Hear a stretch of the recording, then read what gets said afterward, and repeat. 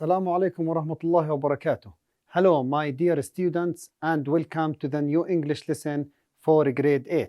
I wish you a time full of joy and benefit. Our lesson today is going to be about, let's read the title, using when and if in conditional sentences. Again, the title of our language lesson is going to be about using when and if in conditional sentences. Let's get started. Let's look at these examples. Example number 1. Let's read it. I always want to help when a friend is upset. Again, I always want to help when a friend is upset. Notice here we have when. When. Is it at the beginning or in the middle of the sentence? Very good, it's in the middle. And after when, we have the verb is. Is a present simple or past simple? Excellent, it's a present simple.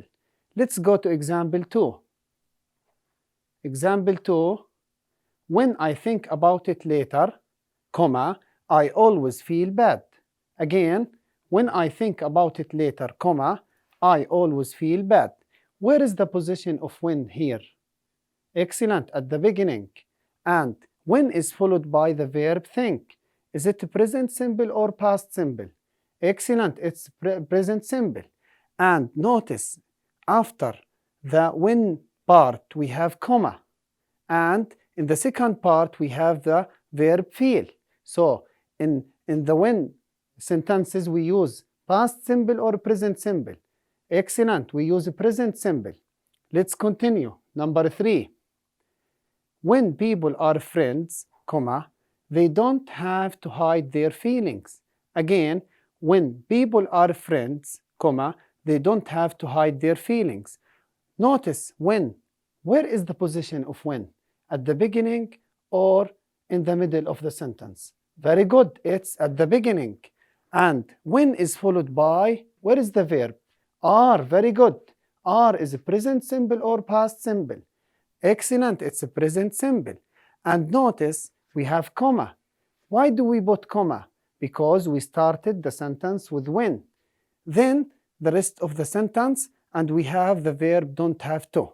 Okay, dear students, look at the pictures. We have some pictures and then we will have examples. The first picture, let's talk about it using when. Use when to talk about this picture. We say, when it rains, you get wet. Again, when it rains, comma, you get wet. Notice here when is followed by present simple or past simple. Excellent. It's followed by present simple, rains. Okay, look at this picture. Now, let's use when to talk about this picture. We say when summer approaches, comma, flowers appear everywhere. Again, when summer approaches, comma, flowers appear everywhere. Notice here when. Is it at the beginning or in the middle of the sentence? Very good, it's at the beginning. And when is followed by approaches. Is it present simple or past simple? Excellent, it's present simple, approaches. And in the second part, the verb is appear. Appear is also present simple. So in when sentences, we use simple present in the two parts. Let's continue. What about this picture? Let's use when to talk about this picture.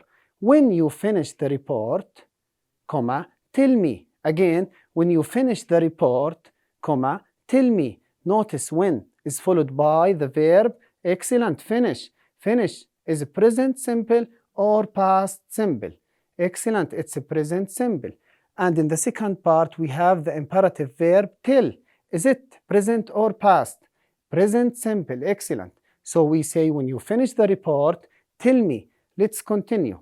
What about when? Now, as you have seen in the previous examples, that we use when or to talk about things which are always true.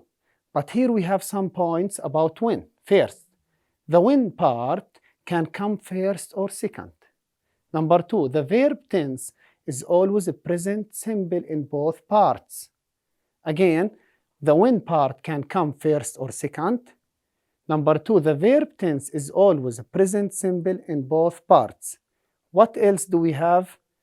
The two parts talk about something that happens in the present. As you have seen, all the things that we talked about are about present, and they are always true. Let's continue. What about, let's look at these examples. Number one, if I do that, comma, I will lose my best friend. Again, if I do that, comma, I will lose my best friend. Here, if, notice we have if. If, we are talking here about something that could be possible in the future. We are not talking about something which is always true. So, if is followed by do, present simple. And notice the second part, we call it the may part. Will lose, will here, dear students. What kind of tense? It's future, very good. So in if sentences, if is followed by present simple, but in the second part, we should include the future tense. Let's continue. Number two. If he is a real friend, comma, he will understand. Again, if he is a real friend, he will understand. Notice if is followed by the verb is. Is past simple or present simple? Excellent, it's a present simple. And in the second part, what did we use? Very good, we used the future tense.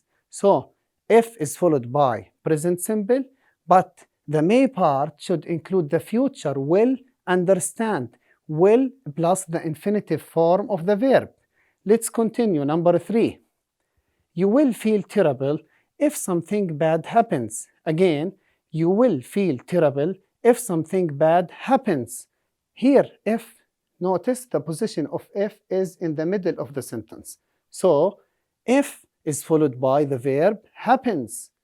If should be followed by the present simple. But notice the may part included the will, the future tense of the verb. Will feel, will plus infinitive. All right, let's continue. What about this picture? Let's have, or let's use when to talk about these two pictures. Okay, if it's windy, notice the reason here is the weather is windy, we will stay at home. So here we have a reason and a result. If it's windy, the result is we will stay at home. Notice if is followed by is, it is, and in the result we used will, the future. Will is followed by stay, which is the infinitive form of the verb. Let's continue. What about these two pictures? Let's use if to talk about these two pictures. If I miss the bus, comma, I will catch a taxi. Again, if I miss the bus, comma, I will catch the taxi. Notice here we have if, and the if part included the present simple or the future. Very good. We use the present simple, miss. What about the second part? We call it the may part, included will catch. It's the future tense. That's great. Let's continue. Now, as you have seen, students, in the previous examples, that we use if with sentences that say that something may happen in future. And we also, the may part idea or the may idea comes in the part of the sentences with no if. Notice the may idea comes in the part of sentences with no if. What else? The may part of the sentence uses a verb in the future. As you have seen so far, that the may part of the sentences included the future tense. What else, dear students? Now, here we have an activity. It's time to practice. I want you, dear students, to use either when or if to complete the following statements. Number one, let's read. I will feel terrible, space, something bad happens. Again, I will feel terrible, space, something bad happens. Do we use if or when? Very good, we use if. Why? Because, notice, we have the may part, which included the future tense. And if it's followed by happens, which is the present simple. Number 2. It's windy tomorrow. I will fly my kite. Again, space. It's windy tomorrow, comma, I will fly my kite. Do we use if or when here? Excellent, we use if. Why? Because notice, in the second part or in the may part, we have the future tense. And if is followed by is, which is the present simple. So the correct answer is if. Number 3. People are excited, comma, they shout and jump. Again, people are excited, comma, they shout and jump. What do we use here? When or if? Very good, we use when. Notice, in the two parts of the when sentence, we have the present simple, are and shout and jump, right? So the correct answer is when. Number 4. I often go read space, I am pleased. Is the answer here when or if? Very good, it's when. Excellent. So we say I often go read when I am pleased. And now this is the end of our lesson. I hope that you enjoyed your time and learned. Thank you for watching.